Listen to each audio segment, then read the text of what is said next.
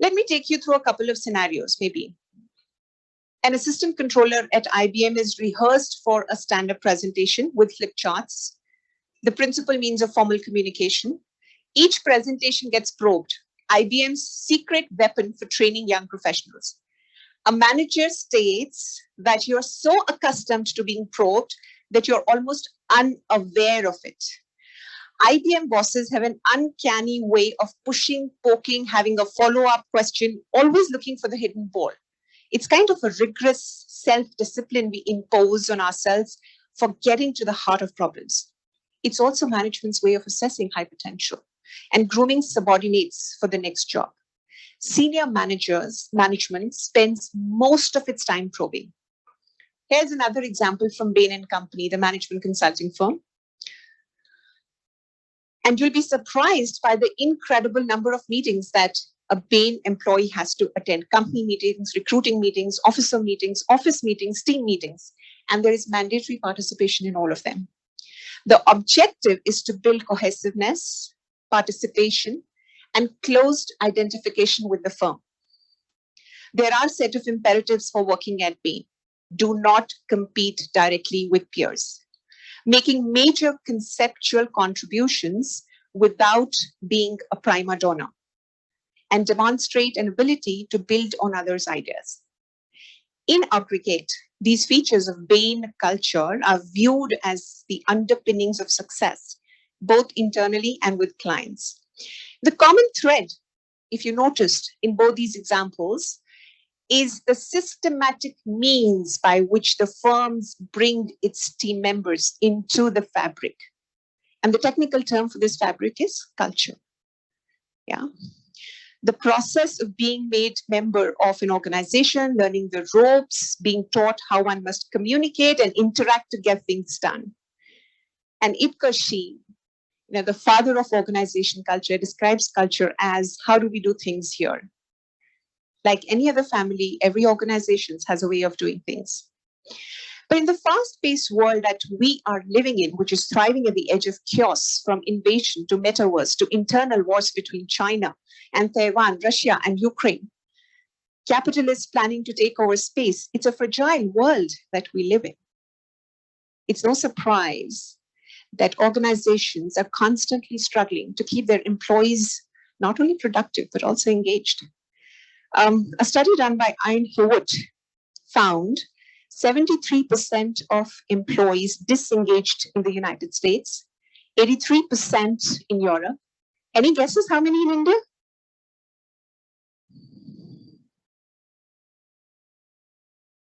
Yeah, 63% disengaged actively. It's becoming paramount that leaders at all levels in the organizations take active initiative in building a culture of candor, a culture of compassion, and a culture of coaching, which is what we are here to discuss together today.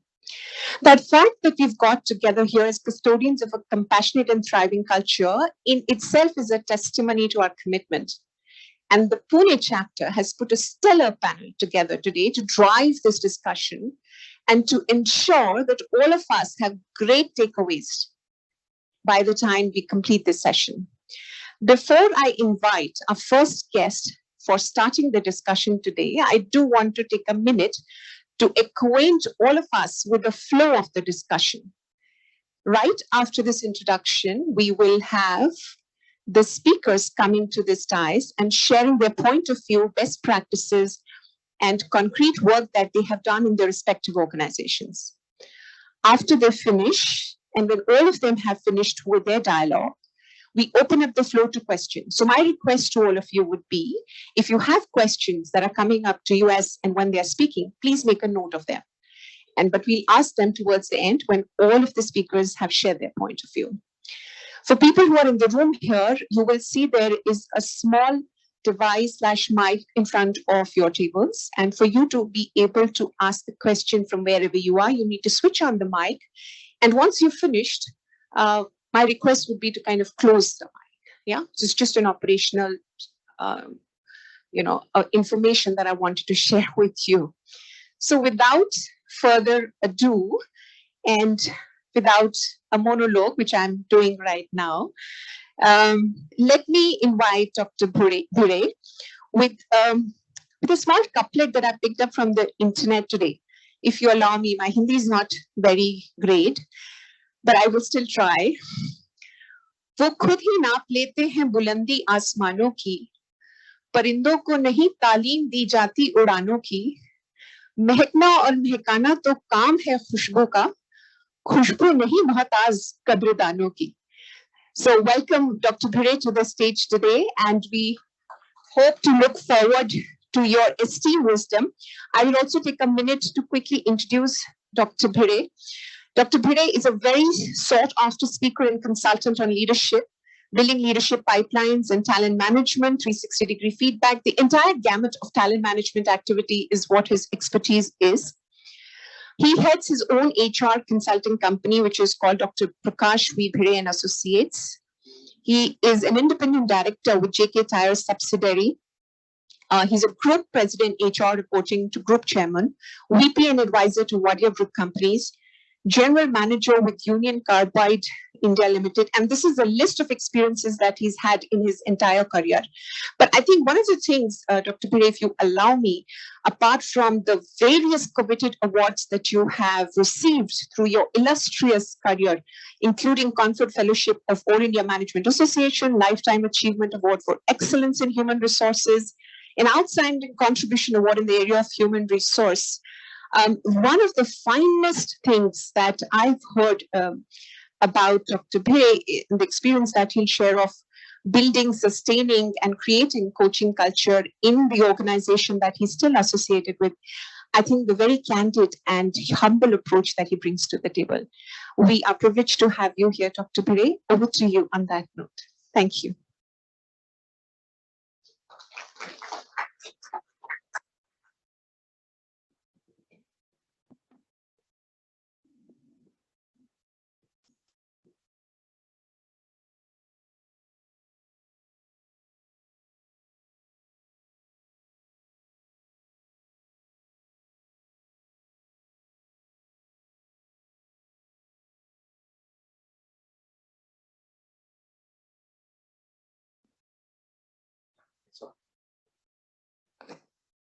Hello.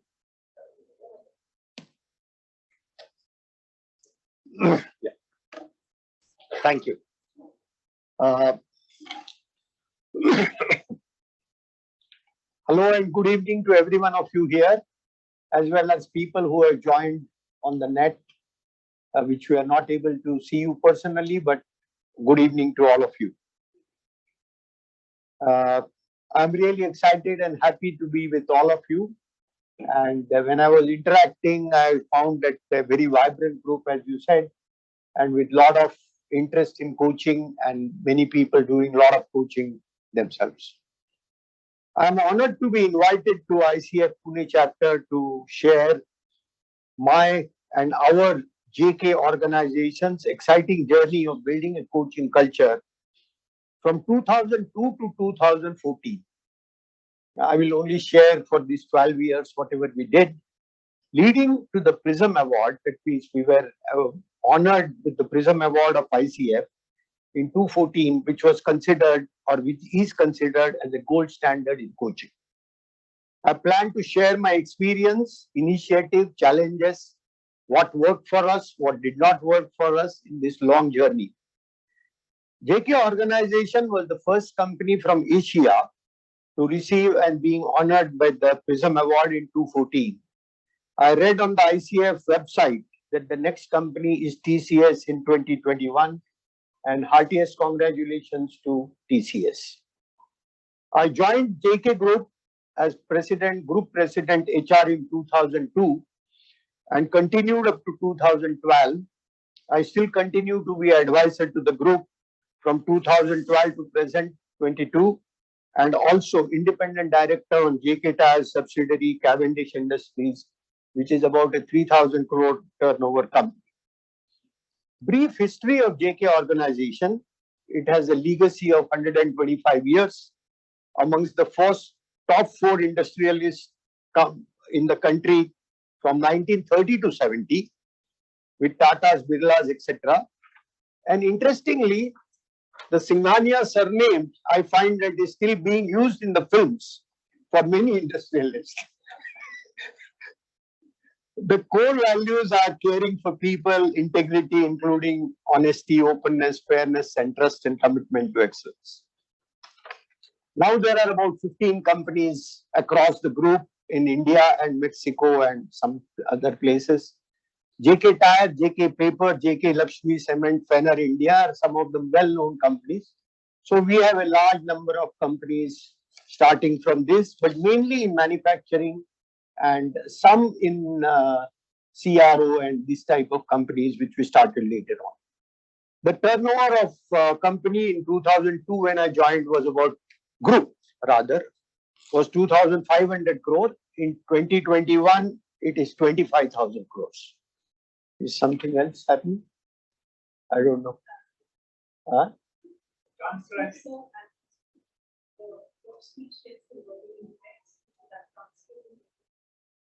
Is it? Okay. Is it? Okay. And someone is also there, so I don't know what is his role. Anyway.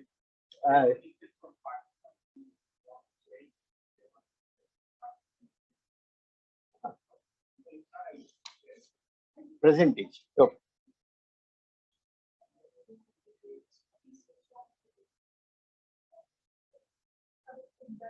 That is if it can be put off or something.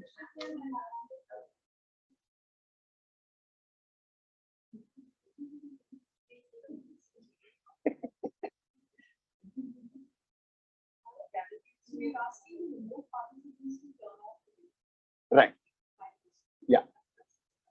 That would be helpful.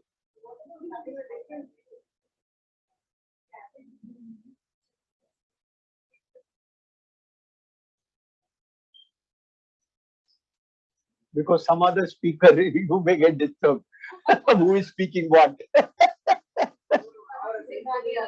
No.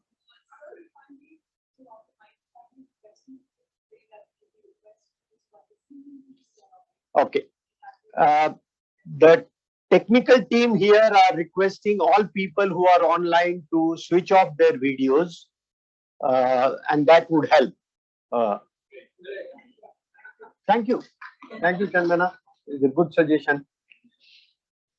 So I think the turnover was 2,500 crores and now it is 25,000 crores in 21.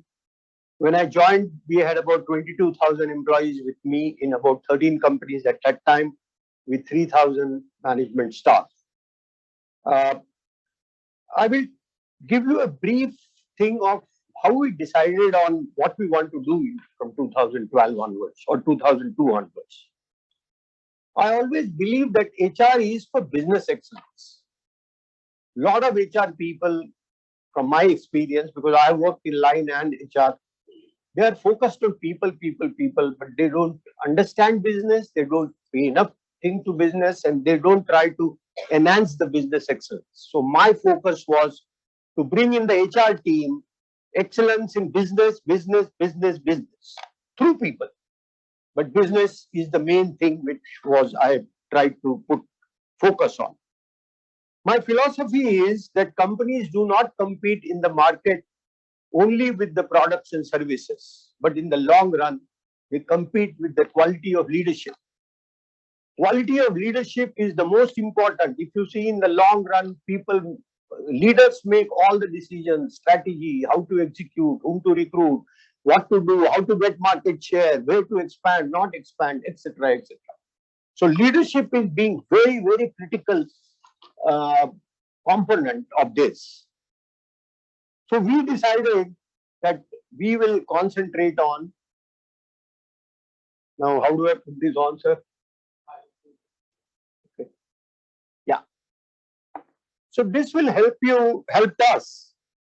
The survey was done that the three most important factors which are affecting the business results are quality of leadership. Second is of 95% impact, organization culture of excellence 90%, and employee engagement 85%. So we said we are going to focus on these three things, which are the most important things from business point of view and HR point of view. So the main focus was leadership development and talent management, development of empowering organizational culture, and you have stressed on culture, which is a very, very important thing. Development and employee engagement. These were the three areas. Our culture in 2002 was top down, command and control, bureaucratic and hierarchical, slow in decision making, focus on manufacturing and technology, but weak in marketing and sales and customer focus, obsessed on growth, but mostly organic, and owner and family driven organization. I will next briefly cover the laying of the foundations, but as far as this is concerned, I would say tilling of the land, sowing of the seeds of global mindset, improving equality of leadership, empowering organization culture, including the coaching culture from 2002 to 2008. So the some of the initiatives which we took were not necessarily only for coaching. We were trying to do leadership development, but how the coaching things got integrated in it is what I will now share with you, and how these seeds were sown at that time, which helped us from 2008 onwards to do a much bigger interventions on coaching. The first initiative for me was to set up a strong performance management system. Because if I want to develop leaders, I must know who are performing and who are not performing. Our performance management system was very subjective, not very objective. It was not at all strong at the top level. That means CEOs, presidents, VPs, GMs, they were all subjective evaluated. I like him. I know that he's working hard, and so forth, and not on performance. So first thing I did was I started with the top. I started 3-day goal setting process of with CEOs, owner, directors, and 25 top people. I used to engage them for 3 days using the balanced scorecard strategy map and balanced scorecard of Kaplan and Norton. And these help to people start dialoguing and hearing different views, because ours is a yes sir culture. They don't want to say anything else what they see the owner or the CEO saying. So slowly people started opening up, and that was one of the things of changing the culture. Second thing that I found is the 6-monthly and the yearly performance reviews was very weak area. People were just doing for 5 minutes in the corridor, you're doing well, you're not doing well, and go away. So we set up a very strong system of 1 hour of this 6-monthly and this. And I introduced that 20 minutes, first 20 minutes, the boss will only listen, which was very difficult in our command and control culture, let me tell you. People were not ready to listen. For 20 minutes, I said, only the subordinates will talk. You will only make notes. He may be the worst performer, but he may like to say whatever he wants to say. Why did he not well? Or what happened? Whatever. You have to see. And how do we monitor? So I said, the HR person will remain there. So I used to sit with the presidents for CXOs and CEOs. Reviews. I started there first to show that it can be done. And slowly the things got cascaded down, and everyone accepted over a period of time. It was a very difficult journey for us, and they started listening, and we also trained them of how to do the performance review, listening skills, and so on and so forth, which is very important for coaching. You will see later on. These all help. The next thing was how to assess potential. Performance was only one part, which may be there, which may not be there for various reasons. But what about potential? So how do we assess potential? So potential, we started finding out that we have to get potential only through competency assessment. So competency assessment was the major focus for us from 2003 onwards for this. We tied with SHL, UK-based company who had validated instruments. I sat there, saw all their instruments, went through it, graded them before I sort of approved that yes, we should go with SHL. Then the first our SHL thing was approved by the internal board, which takes a long time in JK. We got 13 companies and owner driven. So it took almost 5 to 6 months to get it approved. But once it did, we did our leadership assessment, competency model we made in 6 months, got it approved from the board. And from 2004, really, we launched it in a very big way. Lot of fanfare. The chairman and directors came and talked about it, and they say we are convinced with SHL and all that. And the first 3-day assessment centers, let me tell you, it was not my idea. Mr. S.K. Wali, the CEO of J.K. Lakshmi Cement, convinced me that, Dr. Bide, we must start from top, and we must start with ourselves. So that 11 CEOs of different companies and myself as the 12th person, as group president, we went through a 3-day assessment center ourselves. The whole company was looking at it. What the hell is? They said they want for some training. That was the only thing what is known at that time. But we went through assessment. There was sort of so much thing, CEO said, suppose we do well or don't do well, what will happen? Will I be fired? Will I be taken away? We said, no one will be fired. If you are performing well, you will be given chance to develop and do better. Then after 60 people, I was finding in the whole country that people were doing assessment centers. We had done so many people. I was talking to many people because I was very closely associated with National HRD Network. Right from 95 to 97, I was president of Bombay chapter, and I was also on the board of National HRD Network. So I had a lot of connection, and I was seeing a lot of people doing a lot of assessments. So I decided, no, after 60 people, we are going to take a break for 1 year. We are going to implement the IDPs. We are going to prove that it works. Are you able to hear, sir? What's what? So we are going to prove. So we took a break of 1 year, and we started implementing the IDPs strongly and this thing. So people started saying, yes, it works. It is helpful to me, and so forth. So that was very important. So the chairman was very excited. The chairman said, I want all of us to be assessed. I was afraid. To assess chairman is a dicey thing. So I suggested, no, sir, we will do it only for the younger Singhanias who are in 40s and 50s, heading some companies, but not. You people we will do it later. And then he said, we will do assessment and all that. So I said, no assessment, sir. We will do assessment of competencies only through 360 degrees. Because that is more easier, not rather than assessment centers, So we did 360 degrees for them on all the 12 competencies, which are same for CEOs, but through about 12 people, around. And then he said, okay, now these reports have come, they are weak in this. What will you do? I said, we should put some coaches for them. I had read about coaching, a little bit, some articles, what is happening and all that. But he said, no, I don't want a coach. I want a mentor. I argued for some time and gave up. I said, bolo na mentor, bolo, coach, bolo, mentor. Then I put up some names for international coaches. He said, no international coaches. And I don't know them. Dr. Bide, I want someone whom I know. I said, aap bataiye, kisko karna? He said, why don't you take Munj Atreya, who was a great management guru at that time. Munj Atreya. He was a very great strategy, and he was working with JK Group also on strategy. Very renowned management consultant. So he agreed. So I convinced him that what should be done, what should not be done. And he coached 3 of the owner directors for 2 years, 2005 to 2005 and 6.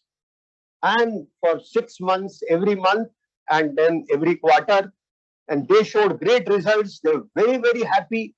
They said, this works. Chairman was happy. They were happy. Everyone was excited. And this was sort of the first seeds which were taking roots, I would say, when I look back, of coaching. Then in the competency assessment, which I will just show you. Yeah. We integrated with all these things like recruitment, the talent assessment, and so forth, so and so forth, career planning. So it was not something only with performance management, but everything was competency based sort of thing, including recruitment. After assessment of a CEO, I had to sign on that saying that he can be taken in the company or no. If he is not a, A, A, we had ABC. If he is not A, I would say he cannot be recruited. And that was accepted by the company at that time, with some resistance initially, with so many things, you know. But every GM and above coming into the company was assessed on the same competencies as what we were assessed. Then chairman said, okay, now the data shows that we are bad on global mindset, external customer focus, coaching, outstanding people. And we had a very interesting competency which I had introduced, which even SHL was not ready for, called as learnability. Now it is popularly known as learning agility. You know, we were probably the first company, SHL said, who has thought about it, because I had done my research, because very research oriented after my PhD. The chairman's logical question was, what do you do with this then? Okay, these are all, what are we going to do? You know, so global mindset and other things. So we said, okay. So external customer focus, we use the wide, some of you may be knowing the Wine Brockbank's customer in culture with behavioral pillars. From 2005 onwards, we started. Global mindset, JK had not sent people to global management programs at that time for whatever reasons. So from 2004 onwards, we started sending people for Wharton and you know, London School of Business and Harvard and so forth. You know, and Wharton, the program was for 5 weeks. You know, the company director said that how will the CEO going for 5 weeks? How will the company survive? In fact, it did better. When he came back, he was surprised. So, you know, because people were given responsibilities and probably they did better. Then one day I was reading, I said, how many people will I send to this Wharton and all that, and how long it will take, and how much cost will be there?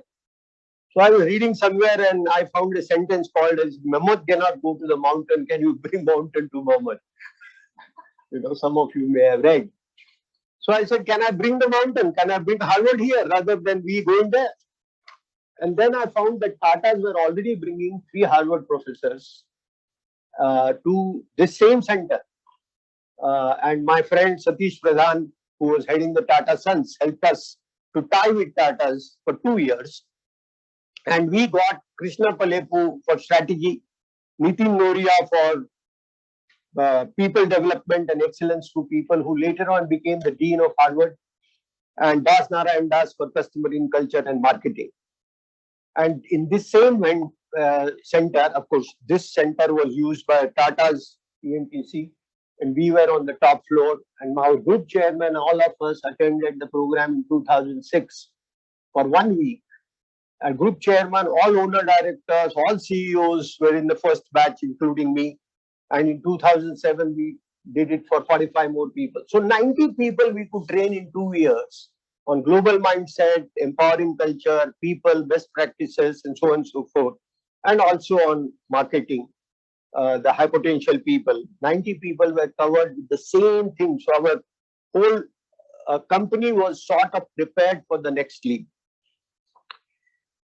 Then I was reading somewhere that, okay, this is all fine, but it is all left to top people. So how are you going to identify people at the lower levels, DGM and below, and GMs and some? So from 2005 to 7, we conducted a 3-day assessment centers for them and identified 500 leaders, talented people who were high on performance, high on potential as per the assessment. And then we did we used to have talent management reviews every 6 months and year, 6 monthly in the company and yearly at the group level.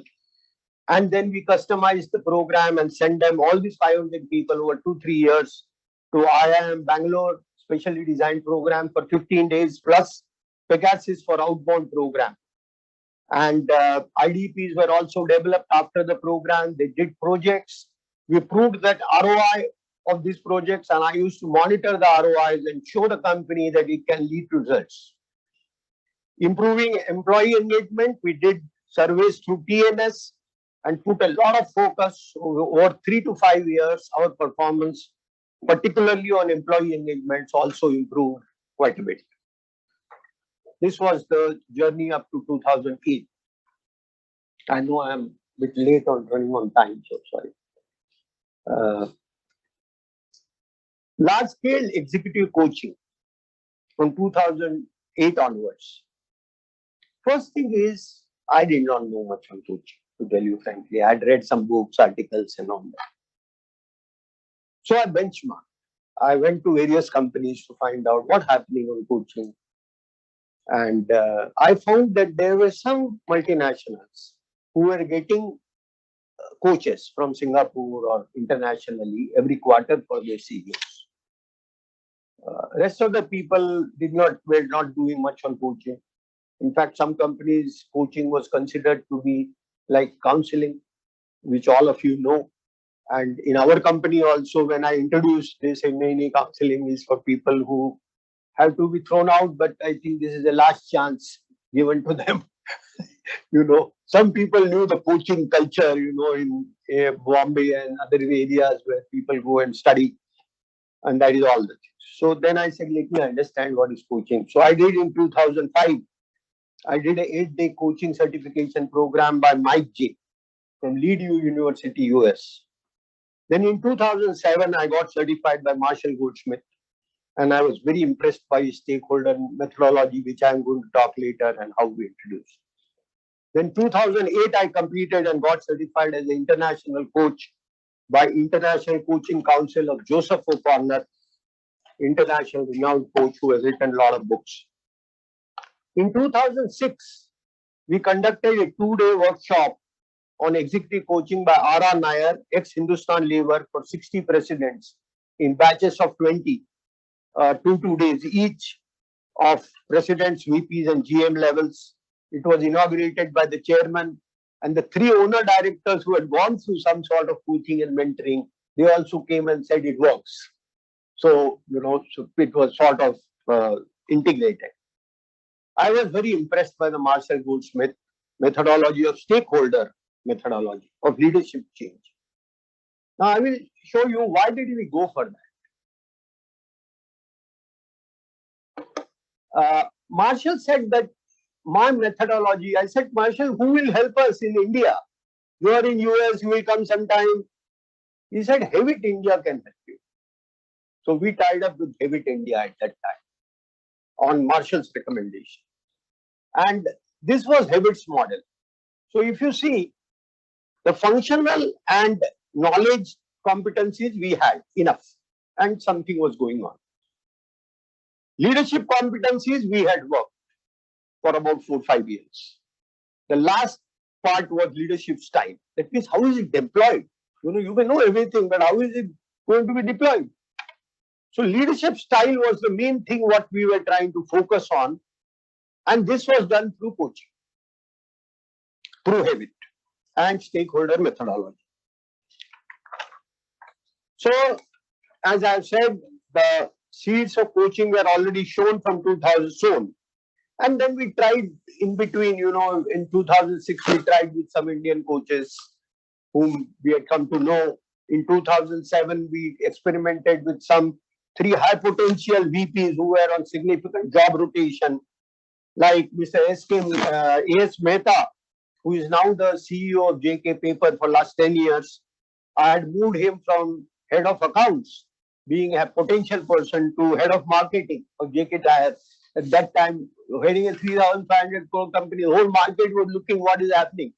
It was very difficult for me to convince the chairman that yes, he is the right person. He has nothing, he knows nothing about marketing, but he can learn and he can do. So we did 6 months coaching for him through external coach. It took 6 months for us to get approval for coaching with Habit. The main thing was chairman used to say, I'm not bothered about Dr. Bede, the money in the budget.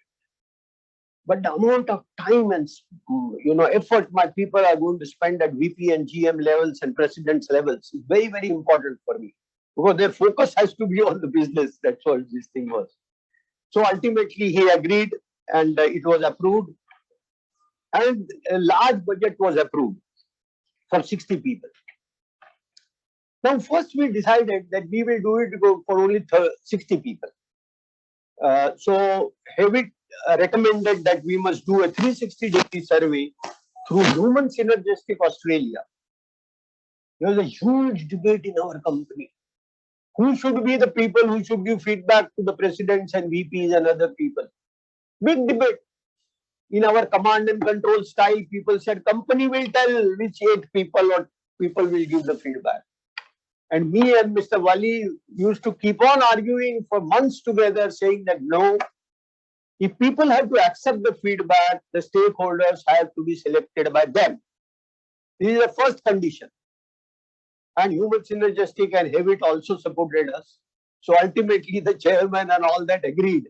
And Human Synergistic said that it will not make any difference because we compare in percentile with the global database what we have at that time. So please don't worry about it. So they chose 3 peers, 5 subordinates, and boss, of course, they could not choose. So they had to get the boss to give the feedback also. Now I will show you something interesting. This is the type of circumplex which is used by Human Synergistic. And this what I'm showing you is for the whole 60 people as an aggregate. But similar thing was done for each person. First year, second year, third year. Very costly process. But each one had to know how he is moving. Now, where should one move? Because Human Synergistic said the blue is the best constructive style. R and this is aggressive and defensive styles are not very good for coaching or leadership development and people to give out their best. So they had developed a very interesting 12-card game. If you see these 3 blue, these things, each one has got 4 dimensions. So there were 12 cards or 12 leadership styles or dimensions. And these were called ABCD.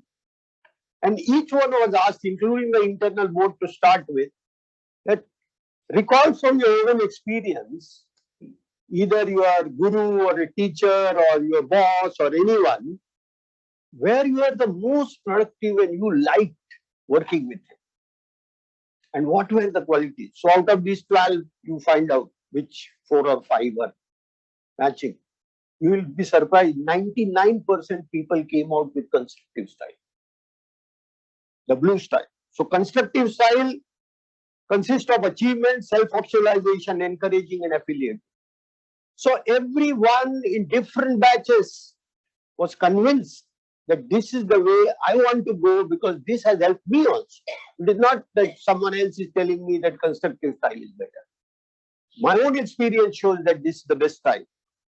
So this was convincing for people, and because the feedback was given by the people chosen by them, they were not able to say, that this is wrong. Though, I will show you that there was a big, big problem. Everyone from 360 goes through these stages. There is a first shock that I am very great, but it doesn't prove that, which all of you may have experienced. Then there is a anger. Then there is a denial. They did not understand English. They did not understand the questions and so on and so forth. I am not like that. Next is rationalize. Unless I am angry, people don't get job done. I have to be angry. I have to shout. Otherwise, people don't get work. How do I get work? I have to shout. I have to push them. So, rationalize. Unless they come to acceptance, which all of you must be knowing, no one will change. Of course, we chose the first batch of 20, 30 people who were interested in coaching, who said we will spend time. Otherwise, we said don't come. Anyone can take the horse to the water, but no one can make it drink. This is a saying. And we believe in that. If now someone is not interested in coaching, don't come. If you don't want to spend time, don't come. Because huge amount of resources we are spending on you. So only people who are interested came in the first batch of 30. Then we had some very unique things which we introduced, which was not the stakeholder, which was not Marshall's thing, which was not David's thing, but we found that yes, this works for us and we introduce ourselves by our own thinking. Each month, a batch of 15 of us from the batch of 30 used to meet with David for about 3 hours, followed by coaching. But the first 2 or 3 hours, we asked them to tell what is happening on their side individually. They were from different companies. They used to fly all over India, somewhere in Delhi. And then we showed them, Hewitt had got some CEOs talking about their own journey on this human synergistic, of how they changed to the constructive style and how it helped them to get the business results. So we showed that. Then we told them some stories. I believe that India has got a lot of rich experience of mentoring and coaching. And our model of coaching is Shri Krishna has been our role model of mentor and coach in the Indian way of coaching. Let me tell you frankly, Western styles are different. Our style is coaching by Indian way, which is a Guru Shishya Parampara. So first batch of 30 leaders, they also shared, we shared stories like how Hanuman decided, he said, I cannot fly. Till Janbon told him that you have a curse and all that and you can fly. So then he flew. Now he was not ready to fly because he said, I can't fly over to Sri Lanka and come back. How Sri Krishna, removed the delusion of Arjuna on the battlefield. The whole Bhagavad Gita. And he won the Mahabharata war. Then we asked every participant, do you have any instance in your own career where someone has changed your life? Someone has motivated you. And everyone came out with something.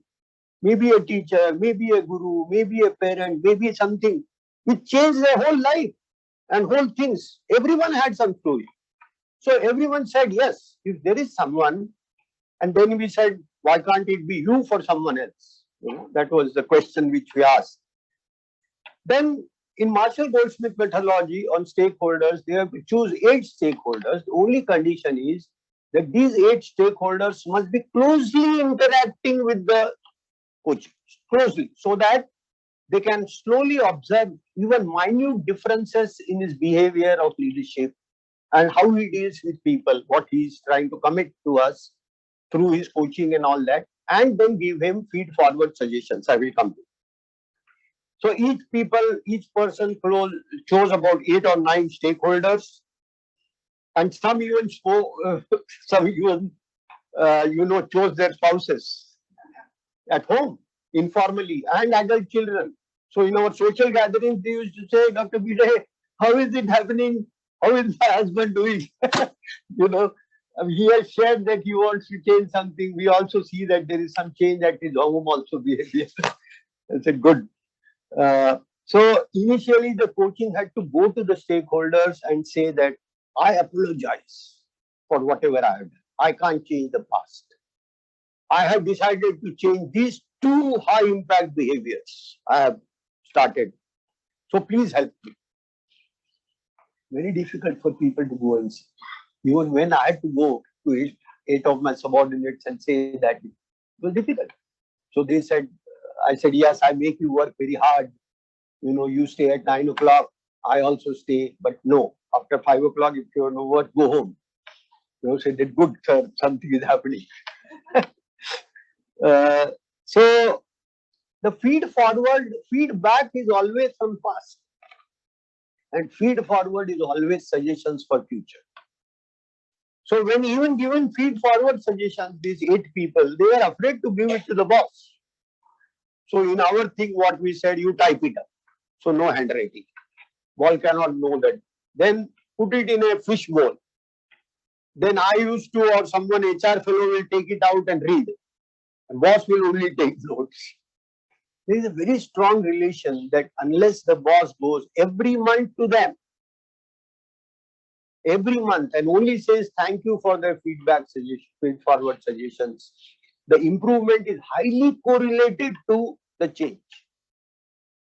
Only if he goes every month, there is a big change, and only people started looking at that change or noticing it only after the third month, not the first month, not the second month. They feel it's all tamasha, something going on and all that.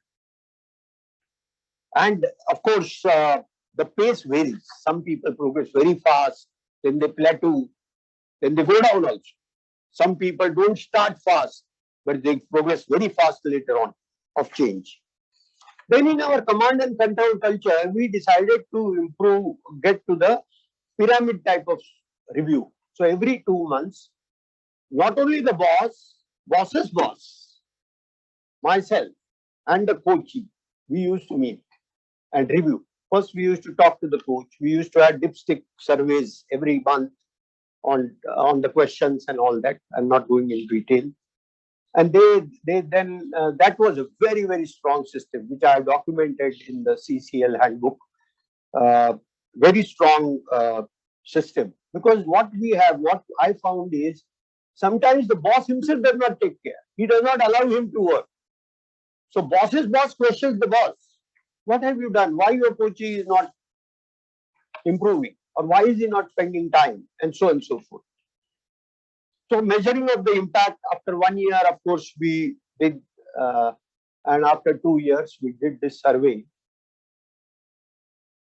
You will see that this is the type of survey which when we started off, I don't have the other graphs, but the blue part improved for us as a group, and all individuals also it improved. And then the feedback was from boss's boss. It was so convinced people that in our talent review system, for any problem, they said, you give him a coach. I said, God, every problem is not going to be solved by coach. You have to fire him. coach cannot do it. The boss's responsibility to get the work done. You can't put a coach there and say that now the coaching should work. No. It became so much, and people started saying that, why am I not being given a coach? Why am I not a high potential? Then I must get a coach. Because this man has got, that man has got, and all that, because it started from top. The culture of coaching was so much that we had difficulty saying that, why am I not given a coach? Other way. Overall results, 80% people showed significant change, 10% showed marginal change, 10% did not show any change, low to no change. Again, after 30 people, we took a gap of 6 months. Before we started again, the next batch, we had our own internal and some external certified coaches. We reduced the period from 1 year to 9 months. Then we reduced for the next batch from 9 months to 6 months. We thought that it is workable. So we trained 120 business leaders, VPs and GMs. Then I was reading somewhere that to sustain an atomic reaction, 30% of the atoms have to split at the same time. Continuous. I said, in my leadership development, where is 30%? I'm only touching, say, to 15% at top. So then I said, I have to do something at bottom. So then I started something called as the Krishna Arjuna initiative, which is the most unique initiative which we started in JK. So we had to start with about 200 Krishnas, which grew to 400 Krishnas, and then 600 Arjunas. And all these high potential people who used to go through the 360 assessment center, they had to go through improvements, and that was done by the boss through coaching. So we coached 400 Krishnas, and that was a very unique thing which happened. Then, of course, in 2012, I retired at the age of 65. My successor was a ECC, and he knew about ICC and Prism Award and all that. So through Coaching Lighthouse, headed by Alan Mine, he developed some internal coaches, 28, and then application was made, and we got the Prism Award. The business results, 2,500 crores in 2002, 8,500 in 2008, 15,000 in 2012, and 25,000 crores. Profitability best in the history of all businesses up till now. Innovation culture, many acquisitions, employee engagement scores, really fantastic. Much lower attrition rate of identified talent. We used to find out attrition in two ways. One is identified talent, what is the attrition? Because that is the most important part. And others as normal. Attraction of talent also improved. What were the success factors? Sorry, I am taking more time. I know I've taken too much time. Okay. First is top management buy-in and support. Very, very crucial. HR initiatives must be business initiatives for business results. So not for coaching sake or training for training sake. No, I don't believe in that.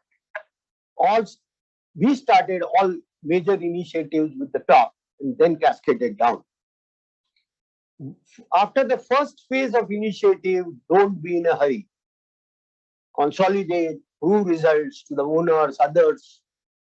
Find out what works, what does not work, and then go to the next phase. So that in between period of 6 months or 1 year, whatever it is worthwhile taking a short break and implementing things. Internal marketing of success of the core things, initiative is very important. And try to get external awards and recognition also wherever possible. The culture is set by people, by observing people. How the leaders behave, how the leaders act. That is the culture. If you want to change the culture, it has to change there. Then, of course, at every level. So I will end with Bhagavad Gita, chapter 3, verse 21. Yad yad acharati shrestha tat tat evo itaro janaha sayat pramanat kurutve loka tat anuvartite. What does it say? Whatever a superior or a leader does, actions and behaviors, that alone others people do or follow.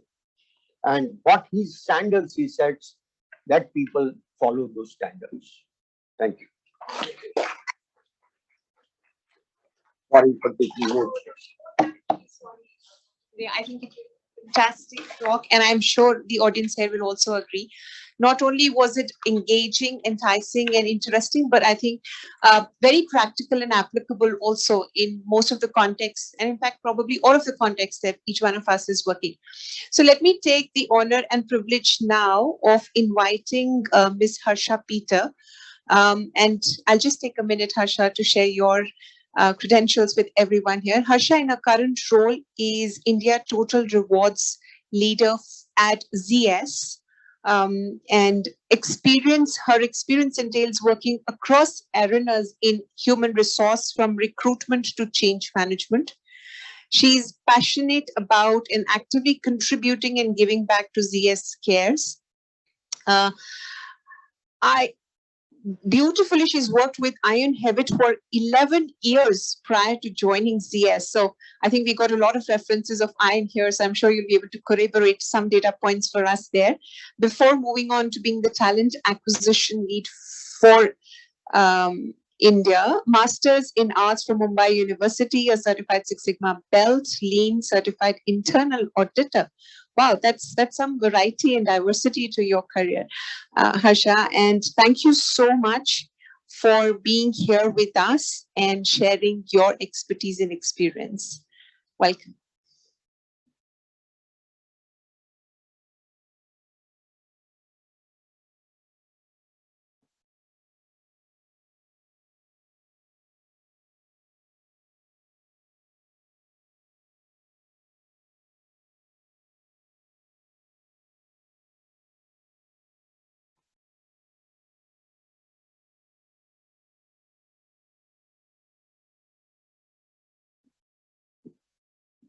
Right. Good evening, everyone. And it's a great honor to be here. I'll just come out. It's more conversational. And I'm wearing a nice dress, so all of you can see. All right. So I work with ZS Associates, and a quick overview of what we are. I'm not sure if everybody has heard about ZS Associates. While we've been in Pune for a very long. We are a professional services consulting firm serving about 1,200 plus clients, 12,000 people. And mostly our business is in pharma. So you can imagine the 2 years have been very, very busy for us. And year on year, almost a 30% growth is what we have seen. A big value add for us, and which will relate to the coaching aspect as well, is we hire a lot from campus. So as you can imagine, our average age group is 25 years. And when it comes to coaching them, it's a different ball game altogether. And to get them to be serious about their own careers, it's just the first job that they are into. And we had to get very niche about how do we really do coaching for a group like that. And just before we get there, some little entertainment from Bollywood.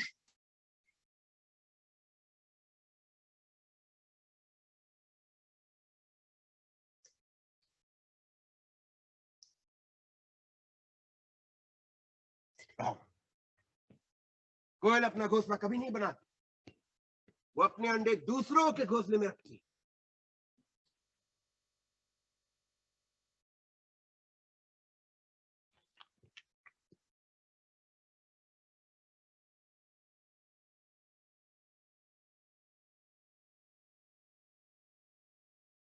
Should I play?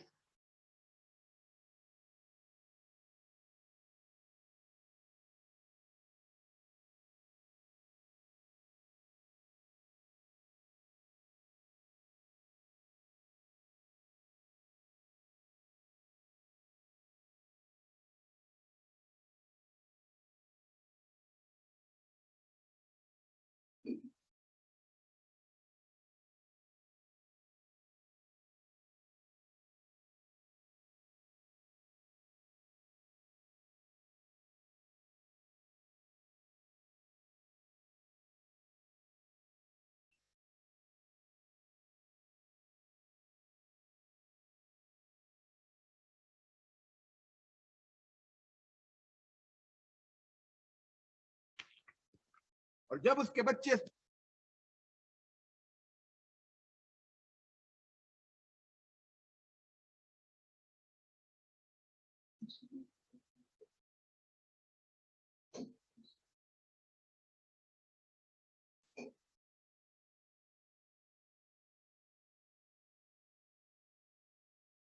Hey, do you have to analyze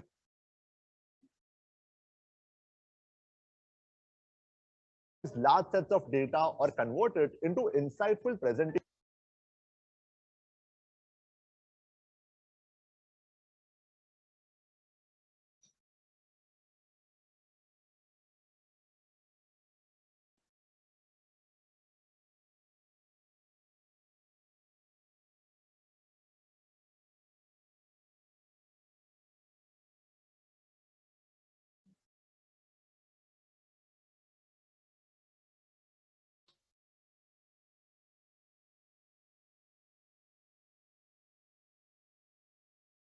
Right. Sorry, the video is giving a slight bit of a problem, I think. But I think most of us would have seen that scene from the movie. I think it needs no introduction. And imagine having a coach of that sort for the young kids that we have in the organization. Where will the culture really lead to?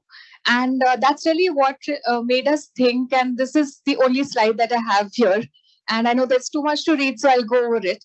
What we wanted to do, our purpose was one, to really help honestly these young people that were coming and joining us, rather than giving a functional coach which is there in the industry. And the second is, our culture is very, very important to us. We come from an educational background. Our founders are professors of Kellogg's, and we continue our culture of education while people learn with us as well and grow with us. So we tried to create a coaching team that was just dedicated to coaching, and developed people professionally and personally in a very, very invested fashion. Because what we were observing is, in a coaching role, when you are associated to somebody who is your professional mentor as well, you end up talking just about work. And your professional development personally goes. And that's really where we felt that we wanted to make a change. we really took on some people internally, we trained them, and we created a cohort of a team which we called as an expedition team, because we really felt that this team could, bring people up the hill with the coaching that they could provide. And these could be professionally invested coaches in them who could help them. What is ZS? How do you grow here? How do you develop here without talking anything about work, because they don't know anything about work. They were just coaches from the industry, from internal folks, some from HR team, some who were just interested in the world of coaching, and we trained them. And we created this expedition team. Every coach in it was called a captain. And a captain had a good number of people, maybe 50 or 60 people who they were coaching, because this was their full-time job. So one, they become experts at it because this is their bread and butter. And secondly, they are totally invested in their people because they're not doing anything else. And when they're conversing to the people, they're talking only about that person. They're not talking about their project managers or, how is your project doing? What are your deadlines? How do you perform? None of these are getting discussed. They're listening to problems and helping them develop and helping them solve themselves, because they are not business leads. So they can't provide a solution, but they can help. How do you get to a solution? So it is finding your own path, growing. And of course, what this led to was freshers who came to us with zero experience, and with the investment that we did in them, within 2 to 3 years, they develop into the next level altogether. And we have a partnership model. So we do have people who joined us as associates, campus freshers. Within 12 to 14 years, they're partners in the firm today. That was the investment in coaching that really helped us with the expedition team and the captains that we have. We still have this. This was something that we initiated in India back in 2014. And it became a huge success to such extent that all the offices at ZS now have this model. And in fact, it's progressed 2 levels beyond level 1. So that, there are dedicated coaches now for everybody at every level, even at a director or even at a partner level. They would like to have a coach who is just invested in them. And they talk even personal, because it's an open ground, right? You can just talk anything and it's just going to stay in the room. So that was really, it was also the cohort model that we then created, which is a smaller version of it than the captain model, which is group coaching. So basically, if you are comfortable sitting with a homogeneous group of people like you, for example, new joiners love it.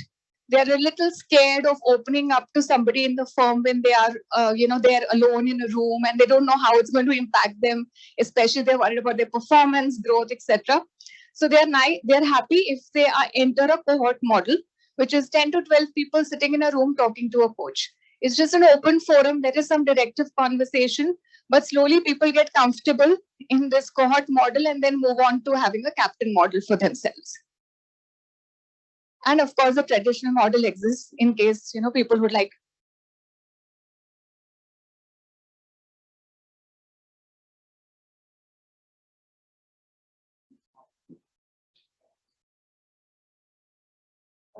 Okay. All right. Thank you so much.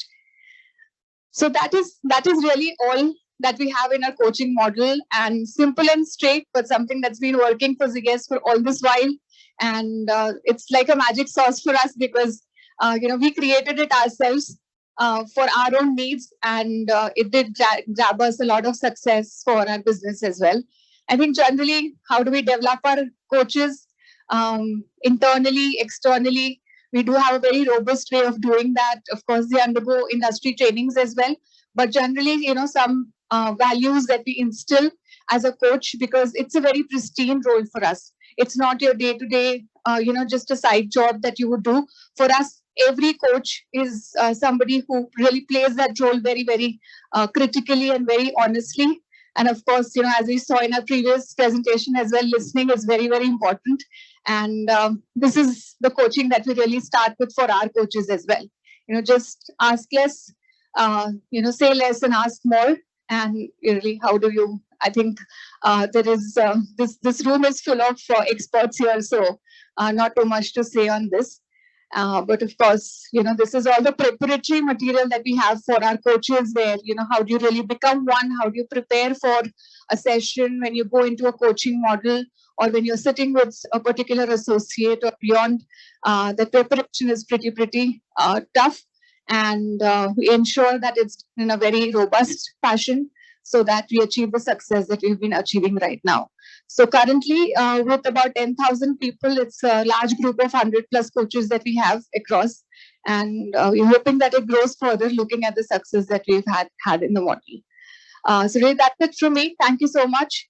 And I'll continue to interact. So lovely audience. Thank you so much. Over to you.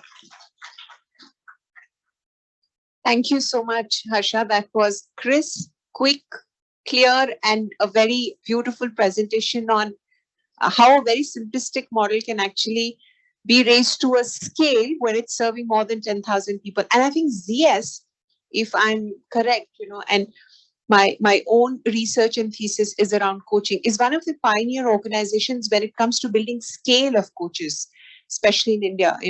It's beautiful that you say there are 100 dedicated coaches team, which is only looking at coaching within ZS. Fantastic. I think that's a great commitment on the part of the organization also per se. And I know it personally because I've partnered with ZS at multiple levels as a coach and for research also. So thank you so much for sharing that. Maybe we'll come back to you with questions.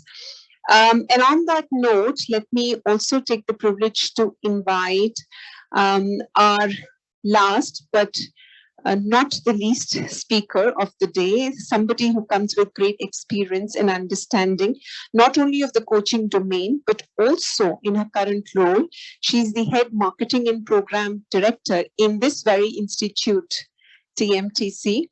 She leads the design and delivery of some of the learning interventions offered by TMTC.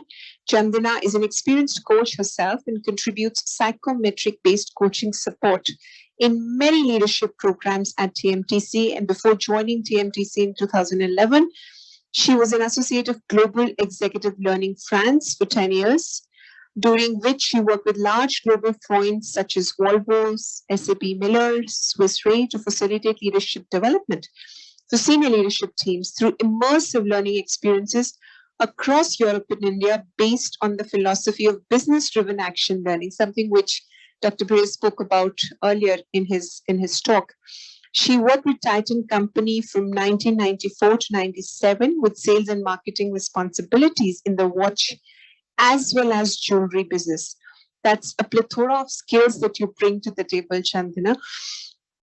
In her leisure time, she enjoys reading, traveling, and writing about life experiences. She's a keen cook and runs a catering service to promote regional Indian cuisine. Is there anything left that you don't do?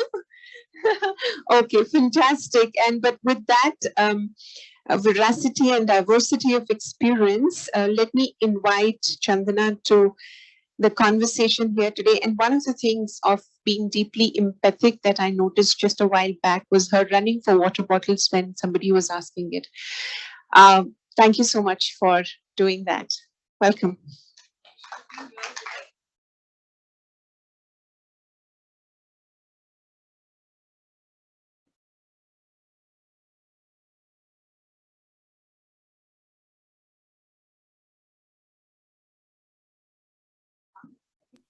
Okay, is this better now?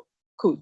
So before I get into what I'd like to present to you all today, also want to once again say it's a privilege and a pleasure for me to welcome all of you on behalf of everybody at TMTC and our director Anand, who's traveling. He's in Hyderabad today at an SHRM event. So he's not able to be here, but on behalf of him as well, very warm welcome to all of you. It's, I think, a pleasure for us to host you in a week that's International Coaching Week. It's a week that celebrates what all of you do. So good to meet you all in such a week. It's something what you all do, and I say this with real sincerity, it's something I admire and believe in. Wearing my marketing hat for the moment, I do believe that more and more, in many domains of consumer marketing, we are moving to what we call N is equal to 1. Premiumization is the trend. But I think where people are concerned, N has always been 1, and it will remain 1. And so I think what you all do, which is work at a very individual level to really bring about transformation for people, It's something I admire. So, like I said, therefore, good to see you in Coaching Week. Also, because I think organizations are really a sum total of individuals, right? So, one person at a time, you transform people is ultimately how we get to business transformation as well. So, hats off to what all of you do. Since you're all here, I just want to ask this question. I'm assuming, I thought what I'd also do is take, just maybe 3 or 4 minutes to tell you a little bit about TMTC itself. What we do, I'm assuming many of you may not have the full picture, but you're here on the campus, so it may be worthwhile to just do that for 3-4 minutes. So this is who we are. That's one of my favorite pictures on the right of the campus from a November or December about 4 years ago.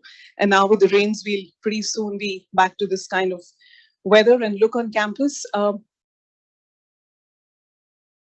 So who we are, in the Tata Group, at the group center, there is a corporate human resources function. And like any HR function in a company, it has different verticals, and TMTC is the learning vertical of Tata Group Human Resources. We have been on this campus since 1966. As a concept, TMTC has existed for longer. And in fact, we even ran classes in the early 1960s. And who we are is really a testimony to the visionary that Mr. J.R.D. Tata was. Because back then in the 1950s already, he was saying, look, the way the group is growing, we are going to need a professionally trained cadre of managers. And remember, this was a time when there were no business schools in the country, right? And so that's how TMTC came into being. He said the group, as it grows, is going to need its own leadership development center. And that's how we came into existence. And we have the privilege and the distinction of being the second oldest corporate university in the world, because when TMTC came into being, there was only GE's Crotonville, which had come up just, I think, 3 or 4 years before TMTC came up. And over the years, we have been and continue to be a trusted and preferred executive education partner to group companies. Why I say preferred is a very conscious choice of word, because I don't know if you all appreciate this, but the way the Tata Group works, no one company is mandated to do all its business with another company. And so what that means is that our group companies are free to work with any executive education provider anywhere in India or across the world. But yes, there are a set of some good reasons why we continue to be, I'm happy to say, a preferred partner to group companies. So that's really who we are. In terms of what we do, I hope that font size is not too small to impact your ability to read this. But what we do is, so our mandate and our mission is really building the leadership pipeline for group companies. So a portable set of leaders who can move across the group. And so a lot of the work that we do is actually at the above mid-management level. And what we really do is a couple of different things. We design and we deliver, as it says, learning interventions, typically programs, which we do. We talk to group leadership all the time. We talk to our companies all the time to understand, and we ourselves keep an eye on, how the world is changing, and then think about the themes on which we should be designing our programs. So that's a function. It's a combination of what both thought leadership from TMTC as well as what the leadership across the group is telling us as well. And what we do is both. So like any business school, think of us like a quasi business school. So we do both open programs as well as in-company programs, and we have a large ecosystem of partners, all the best business schools and providers in India, as well as across the world. So we work with a lot of faculty from all the IIMs in the country, ISP.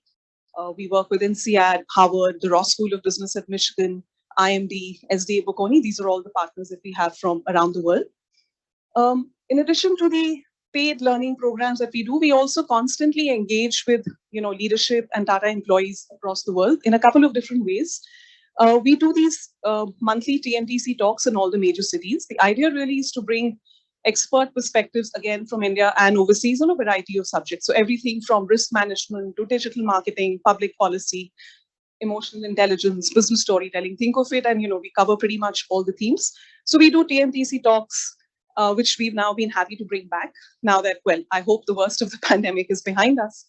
And we also began with the pandemic, suddenly everybody found themselves at home, morale, motivation, everything was at an all-time low. There was a lot of anxiety. So we said, how do we keep people engaged and give them something to look forward to? So pretty much overnight, we started this webinar series called the Learning Latitudes, which we began to offer in the beginning 4 times a week. And now it continues once a week, where we do 60-minute sessions again with expert speakers, and our faculty and partners from everywhere have been a tremendous support in this, because they all do this for us on a weekly basis. We just reach out to a partner and say, would you come and talk on this subject? And it's just learning that we are constantly putting out for people's benefit. And as a subset of that, we do something called the CXO Live webinar series as well. So that's on the engagement with the Tata community. And the other thing, one of the reasons I think that makes us that preferred partner to companies is that we do believe our programs are pretty holistic in the kind of learning experience that they offer. A lot of very diverse kind of learning methodologies. The traditional, if I may put it that way, the traditional case method, of course, but also simulations, role plays, projects, action learning projects are a big part of all the work we do. That impact is very important to demonstrate. And as well as coaching more and more is beginning to be a strong focus in a lot of the leadership development we do. We do have a very state-of-the-art digital infrastructure now, like this classroom, which allows us to offer hybrid learning. That's the way the world is going. And this is all, all of this has been revamped over the last couple of years through the pandemic. We also have a state-of-the-art LXP, which, sort of ticks all the boxes on everything that digital is supposed to offer. So as it says there, bite-sized, social, personalized, mobile, anytime, anywhere learning. So this is a very popular product from PMTC as well. So this is in terms of what we do. I'm happy to take more questions from you on any of this later. Here's the 4 pillars of the work that we do. So 4 different kinds of programmatic learning that we do. One is around leadership development, which is really building the right capabilities for leaders through, those critical transition points. We are inspired in this by Ramcharan's leadership model. Then the functional deep dives, whether it's in marketing or finance or strategy, etc. Nurturing and ensuring that the Tata culture, it's intangible, but there is a certain Tata way of leadership. And what really is that? So embedding that through all the programs that we do, through exposure to and interactions with Tata leaders and through other ways, this is a strong part of what we do as well. And of course, engaging with the ecosystem. In our own way, what we like to do is, in the words of one of our chairmen, what comes from the community must go back to the community is what the group believes. And so we also believe that learning is what we do. And so we have a role to play. So, contributing back to society at large through learning is something that we do as well. And so over the years, one of the things we've done in that space is capability building for the government sector. So we regularly work with senior civil servants to do capability development for them. But now coming to really, what this evening is about, which is our approaches and our experiences with building a coaching culture. And of course, we have I think, still a way to go, Dr. Vire, to what you describe, or what you're doing. You've been doing it for a long time as well, Harsha. In our case, it's a journey. We're on this journey of really building that coaching culture, but we're doing a few different things. And in the last year or so, we've come up with an interesting suite of offerings called the Coachworks, and I'll spend more time on this one. But the other ways in which we look at really building a coaching culture is we offer open programs. So we have an interesting program called Leader as Coach, which is both a blend of theory and practice. And it's something which is open to Tata employees from across, at the mid-management and senior management level, really. The idea is to help them understand what are the attributes of a good coach, introduce them to coaching frameworks, as well as give them an opportunity to practice the skills before they go back. But this is where one of the challenges, when we were talking to Mahesh, he said, also talk about maybe some challenges that you face in this. And so that's where what you said resonated with me, that, sometimes leadership tends to say, well, is this really business critical? And would I not rather spend the money and the time sending the person for a program on finance fundamentals, whereas the numbers here can be smaller? So those are the issues we are still working through, that how do we really build that buy-in for something like this? But we do have this offering as an open program. Behavioral coaching is something that we do a lot, which is where, as you mentioned, Hogan is something we use a lot. Many of us here are Hogan certified coaches, because we do believe, it begins with self-awareness, gives an individual that understanding that, it's important to understand the inner life of the employee as well, and really that there is potential and that potential can be developed. So that sensitization is important. It begins with that self-awareness. So behavioral coaching is something that is a big part of a lot of the leadership programs that we do. And people really do take back their appreciation that, yes, this is something, that does need time and attention. And hopefully it gives them the process that they experience with us, gives them a few skills and tips to go back and then, try it with their their team members as well. We do a lot of custom programs as well around coaching, and I'll share a quick example of that, something that we did for the senior leadership of one of our large group organizations. And then I'll mainly talk about coach work. That's an interesting one. So really, again, I think as Harsha said, it's really about preaching to the converted, but these are the reasons that why we do coaching. But yes, we do believe that, and therefore it's becoming more and more a big part of, how we look at leadership development, and we're looking at expanding that coaching culture, beginning with the leaders themselves. Yes, coaching, we believe, does unleash that fresh energy in people, which is a must in the current environment. And it really helps people tap into their own inner excellence, their own inner resources, rather than creating dependencies. Also that it is a very targeted strategy to help people realize their potential, enhance their effectiveness. And also that we do find that it really helps people deal with, what one might call the psychological impact of leadership, because we all talk about how it's lonely at the top. In a competitive team, there are issues with trust. There's a focus more and more on constant upskilling. All of this can lead to a lot of stress for individuals. So the coaching process can really help them work through some of this. But more than anything else, we are also of the view that it goes back to the idea that N is equal to 1. Challenges for people are as unique as individuals are. So, the individual deserves attention. So that's really our philosophy on coaching. Perhaps in the interest of time, just a quick glimpse of, so let me actually go to CoachWorks. Yeah. So CoachWorks is a suite of programs we've come up with on building that culture of coaching in the last year or so, which really consists of 5 offerings, and I'll just walk you through each of them.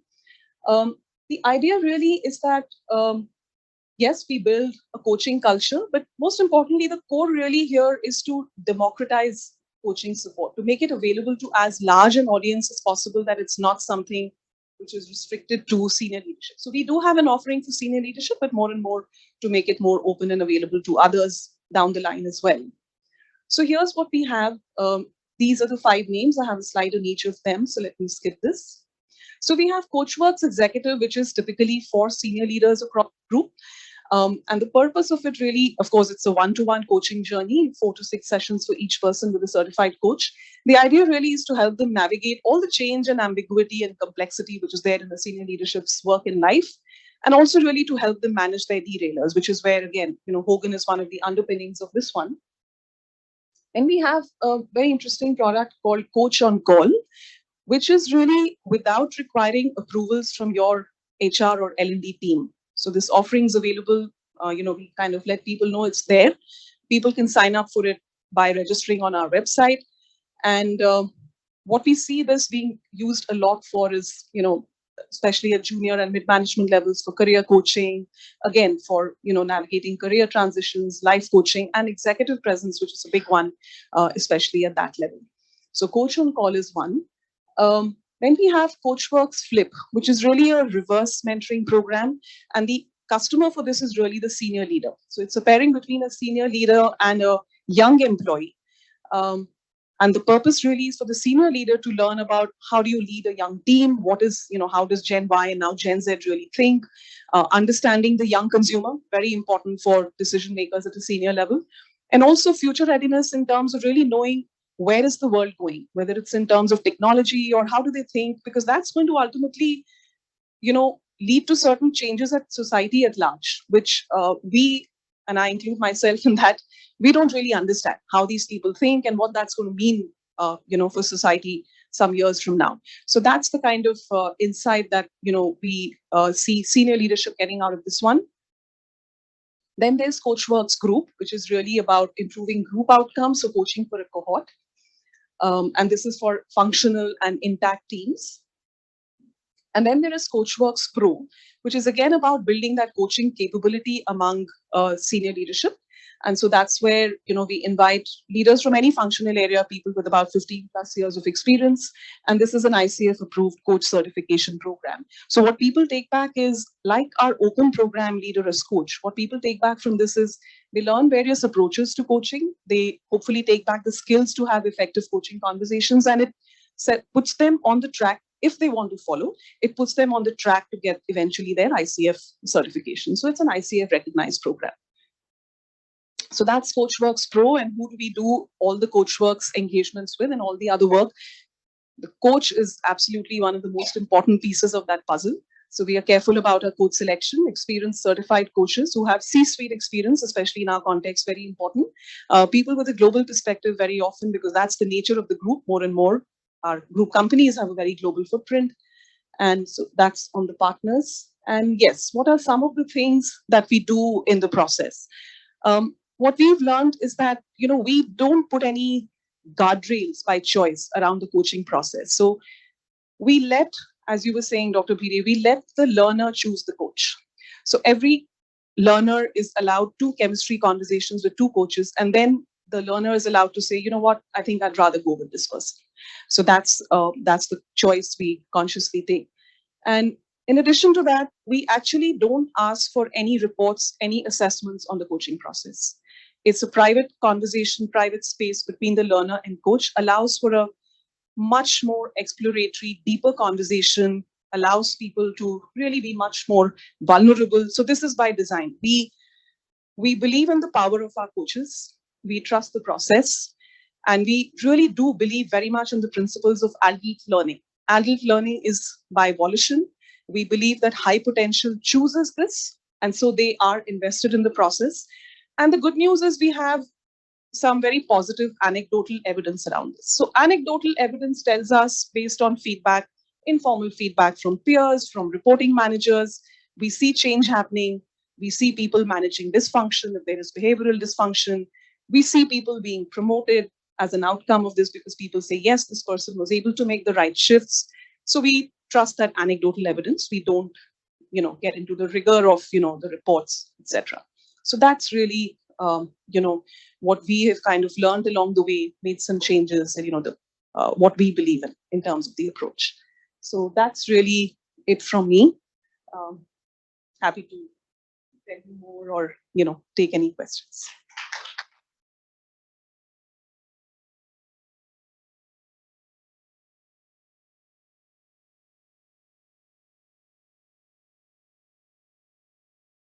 Quick question and answer round. I know we are just a little short on time, and being mindful of everybody's time here. What we can do is maybe take 2 or 3 questions, basis what you heard, what you grasped, internalized, you want to bring to any or every one of the panelists. So maybe we can have one virtual question from the virtual space. And if anyone wants to ask from this audience.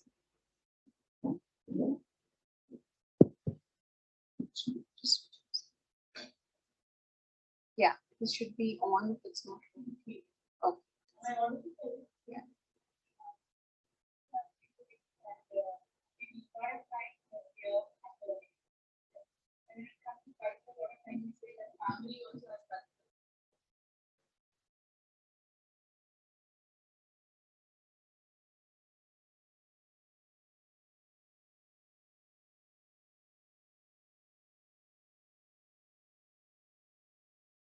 Value clashes. And that's where I want to understand that how do we align? For example, if I'm coaching a Zen Y and they have a very different, not so conventional thought process towards work, towards relationship, how as a coach we ensure through the process, because we have so many, the younger generation to be coached. Similarly, the reports we don't ask, I really buy that point. How do we help our coaches to have that kind of alignment or have that kind of perspective where my value may not align with the coachee? And that's where can I detach myself from that process is something which I want to understand. So I think one, it's not even important that my value would match with my coaching. I think that's the first thing that I'll have to drop to attain. And from an organizational perspective, we do have a cultural set of values that we cannot talk directly about.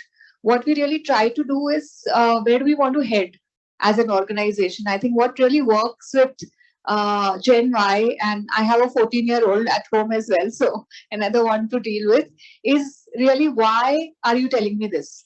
So if the purpose is clear, and our whole gamut at ZS is about purpose. So if the purpose is understood, rest everything falls in place. And that's really what keeps, hitting, we keep hitting on it over and over again.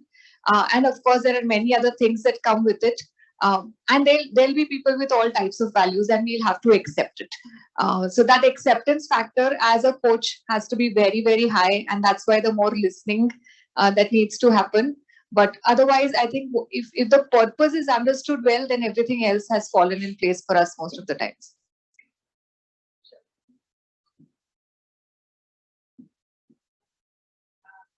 I would so relate to the fact the 14-year-old, I have another one at home. And just because you're saying it, that's the reason I should do it. That argument just doesn't work with this generation at all. And the second element, if I may bring to the conversation, in a coaching relationship, it's always about the coachee. It's never about the coach. Yeah, maybe that's something that you want to ponder over and think over. Any other question?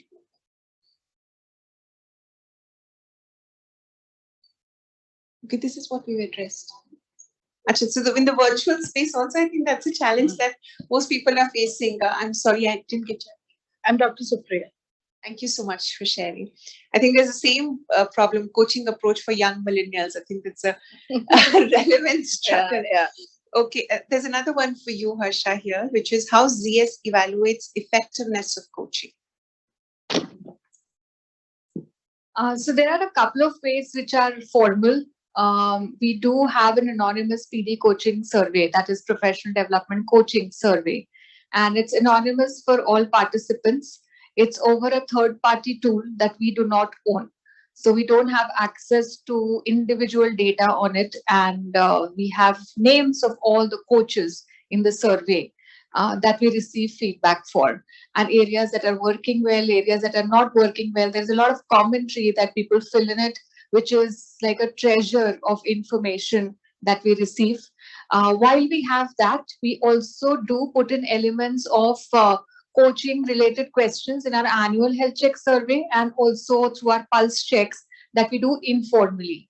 That could be checks that probably managers, project managers, consultants do with their own team members that can help. And then there is a 360-degree feedback whenever we do reviews, where coaches do receive some feedback on how things are going for them on an ongoing basis. So multiple ways. And then we triangulate all of it that we receive to be able to make changes to the program whenever needed. So are we okay if we extend by another 10 minutes? I'm happy to accommodate everyone, but then I'm just being mindful of people's time here. Is that okay? Yeah. Yeah. So I'm curious to learn from Dr. Bhide, and perhaps it can become a conversation. If you have seen changes in the way coaching is conducted, the nature of coaching, or how coaching is accepted through the years, because you saw it emerging and then maturing. So how has the field changed through the years? My name is Saurabh Gupta. I'm an ACC coach. I run my own independent practice, coaching practice. So 2002 and all is like. I don't know if I have understood your question correctly, but the way I have understood, the fundamentals of coaching don't change. And as she was saying, it is more about the coachee rather than the coach, which is the first thing what is fundamental. We should not get attached to the what the coach is doing rather than what is happening to the coachee, and whether he is progressing and benefiting has to be fundamental. So I think the fundamentals of coaching rather don't change as per me. Whether it is millennium, whether it is cross-cultural, US person or a Korean person, his values and all that is not going to change. Whether it is millennium or whether it is thing, the fundamentals of coaching will not change. There are many coaching models.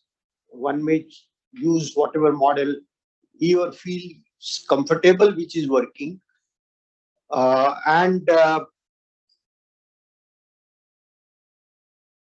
My other thing is many of the coaches, I find that they are stuck with the techniques, and they get bogged down in the techniques rather than the outcome, what is happening to the coachee. So they are wanting that if it is a pro model, and so don't get much in the thing. Go by the fundamental thing of what is happening to the coachee, listening to him, and as listening skills, the 80-20 principle of 80% listening and 20% talking works as per me. The more certified you are and the more probably this thing, I don't know, it may be sometimes very good, sometimes very bad if you are got stuck with some models and something else. So I think that is my way of thinking. So yes, it will go on changing, like the millennials problems will be different than senior leaders and all that. Fundamentals will remain same. And I think my model is there. Then I think I believe that we have to make them dare to dream and dream to dare. At top, people are very lonely. They don't know. Their consultants have given them things and they have to take decision. Whether it will work, not come, everything, the axe is on their head. They will take some decision. They want an outside person to say something, but he can't give answers. But he can make them think in a different way. Dr. Bide, I have a follow-up question on that, especially for you and the ladies you can add in. The kind of expectations that clients in India have is more than coaching. There is a tendency to seek advocacy, advice beyond coaching. Especially, I know very senior friends of mine from PwC, a couple of times they called me and asked, "Hey Mahesh, what should I do now? This is the situation." He's coming out of the meeting, walking out, he said, "I have 5 minutes, can you speak to me?" I say, "I can speak to you, but I can't advise you what you can do." So what is the kind of expectations that clients have in your experience? My way of looking in Indian way, so I'm restricting to India part first. I'm not talking globally. Our culture is Guru Shishya Parampara. Our people want advice. Okay, that is how we are built up. The teacher tells right from kids. The parents tell what should be done. It is not accepted now, as you say, but that is how the culture has been in India. Krishna tells Arjuna what could be done. Again, at the end, he leaves it to himself to decide. So I think my model of coaching is slightly different from what the Westerners follow and which I found works for me in India. So I wear a different hat at different times during the coaching process. So sometimes I wear a hat of a mentor and sometimes wear a hat of the coach. Most of the time the coach, but sometimes the mentor also. And sometimes as a mentor, I share the things, what happened to my life and my experience. I don't say what you should be. I said, this works for me. This is the way I would have done in my circumstances. I don't know whether your circumstances are different or otherwise. So I think in India, I find that at least in our culture as of now, it may not work for millennials. It may not work for people who are westernized and all that. But rather, most of the time, people expect advocacy, advice, how to restrict, how to draw that fine line of not saying that you do this, but from your experience, you can share that, yes, this has worked for me. You can decide whether it will work for you, but responsibility is yours, in one way or other. I mean, you can't hold me accountable or something. I mean, this is my view. Quite, it resonates what you said and what Dr. Bhire is saying. Yes, it's very cultural. So we often run into situations in coaching engagements where more than one learner will say, but the feedback from even the program owner in the organization will be that my learners, so it's not just limited to one person's experience. Many learners will go back and tell the L&D head or the CHR that actually I didn't get much out of the coaching conversation, because really what they're looking for is a very prescriptive approach. And without being dogmatic, I know you said, let's not stick to a model or whatever, but this is the part of the process, if I may put it as such. That's the part of the process we do like to be faithful to, and say that we will not be prescriptive. And, and that's something all of us who are coaches here at TNTC, we try and keep each other on track, because, after every engagement, we all sit down and compare notes, of course, observing confidentiality norms. We talk about the challenges, and this one comes up often in our conversations, and we all remind each other that, our job is really to help them find the answers, and we are not, and that's what we tell the learners too at the beginning, that at the end of this, you need to make an action plan, that you'll make the action plan. I'm not going to tell you this is what you should do, and so that's something that, we are very careful about. And again, wearing my marketing hat again, I think of it, and I was sharing that with a colleague, I think of it as what we call consumer education. That this is something we have to help people appreciate, that really that's the power of coaching, isn't it? That it helps you find the answers, and because you have it in you, right? And that's what we have to help them discover. So that's the education piece, which I personally believe very strongly in, and it's something I sort of hold on to when I'm in a coaching conversation. Yeah.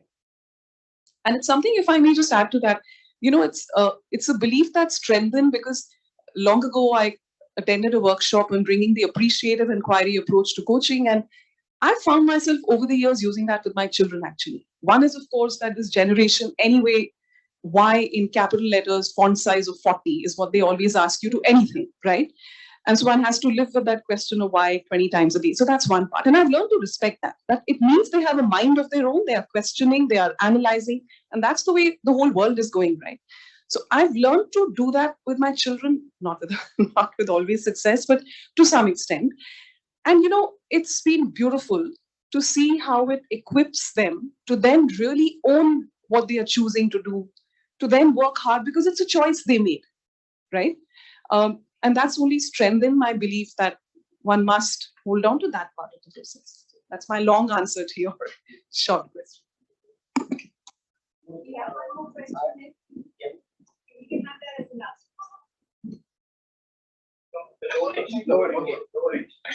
Push button at the bottom. Okay. Yeah. So I just want to, just comment on the question by Mahesh. He said, people are asking more when they ask for advice. I think, when they ask for advice, they're in fact asking, to give them lesser than what coaching can offer them. Anyways, my question is about, we have often heard that as a result of coaching, right, people tend to get their calling and they may quit the organization, right? So, which means, coaching may lead to attrition. So I'm curious, how is industry reconciled, this threat that coaching can bring up?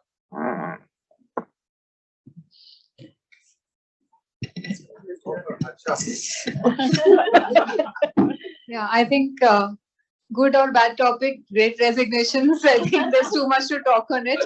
But I think my personal experience and what we have seen as feedback on coaching, especially in ZS, is it has caused more engagement than attrition. And there are people who have gone and come back as well.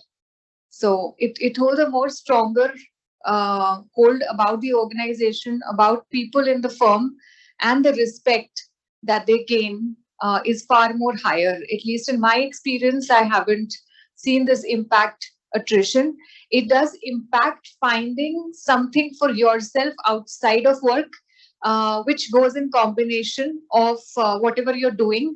That is something that we have seen a lot happen, where you try to find something which brings you more peace, something that you have been looking forward to but not been able to do it.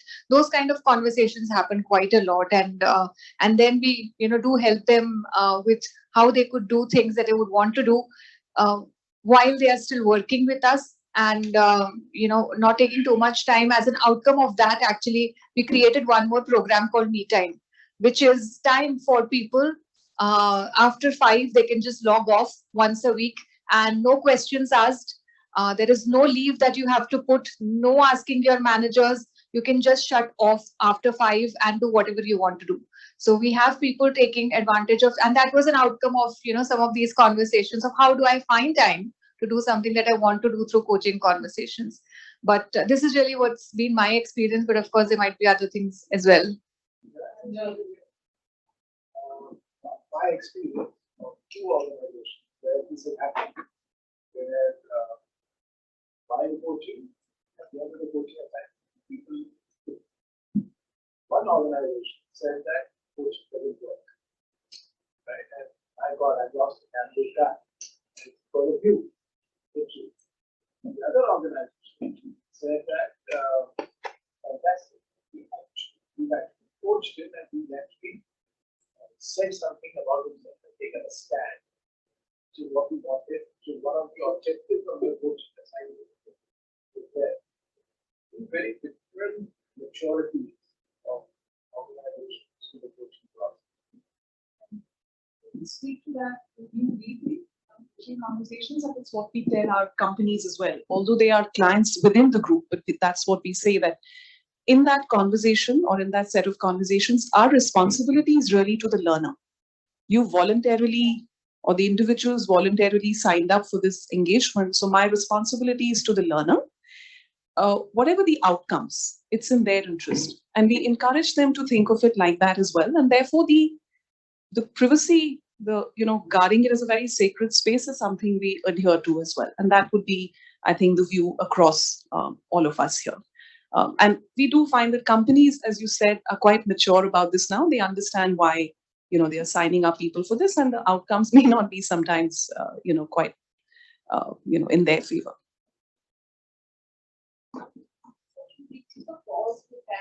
Thank you so much, everyone. Thank you to the panelists for sharing their insights and also giving perspectives on the questions that everyone asked. With that, may I invite Mahesh, the chapter president, Dr. Mahesh, to please come on stage and share his 2 bits on the week that we are celebrating, the theme that we have, and maybe overall about the chapter.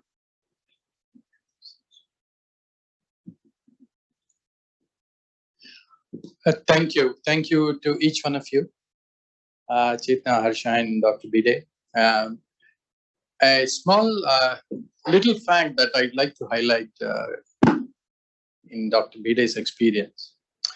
One of the things he has done, which he probably missed out, I don't know why, is he trained a bunch of people, internally leaders, to be assessors, which was a great tool for self-awareness and leader as a coach.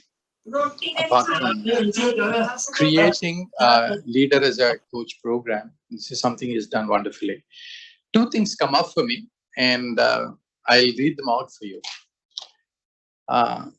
As part of this process of growing and developing as coaches, as individuals, as human beings, I'm a big fan of Rumi, so I'll bring in a couple of Rumi quotes here.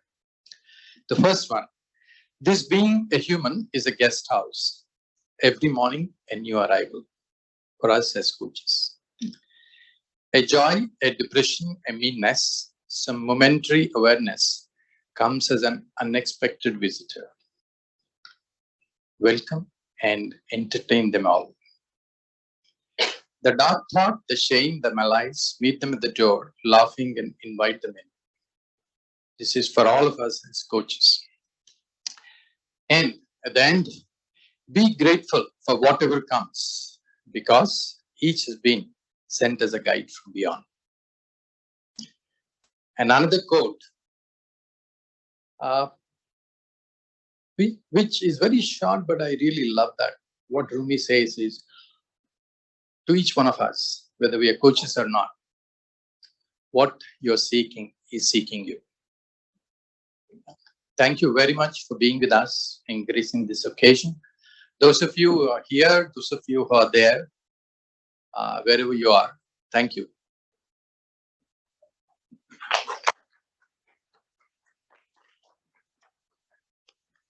Thank you so much, Dr. Mahesh, for your leadership, your thought process. And I'm personally a big fan of Rumi too. So it was beautiful to hear the wisdom that he shared so many years back.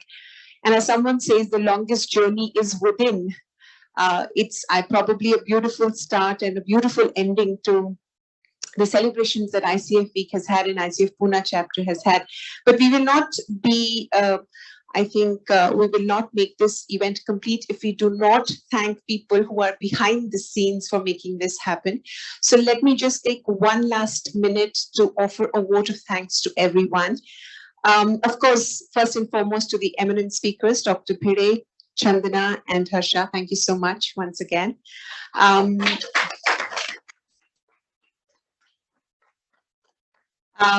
Definitely the next big vote of thanks goes to the people who've made this happen. TMTC, Mr. Anand Shankar, Senior Vice President, Group Human Resources at Tata Group, and Director, Tata Management Training Center, Colonel Cyril Satur, who's HR Head, HR and Admin, Alok Keshri, Girish Pottar, and Shekhar Vaidya.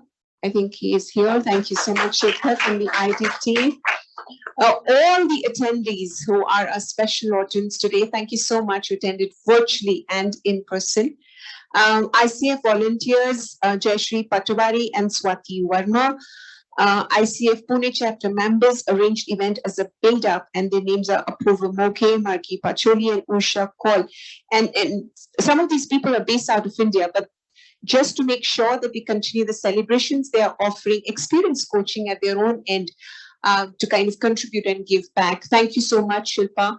And thank you everyone once again for making this event a very useful one for everyone. Thank you. Thank you. Big thank you to Peter too for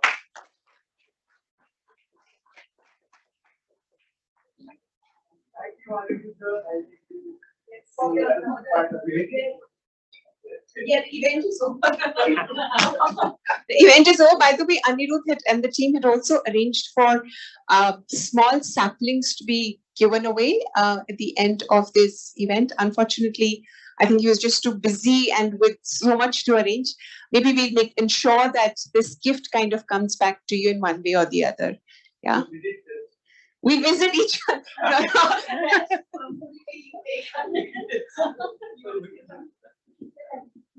Thank you so much.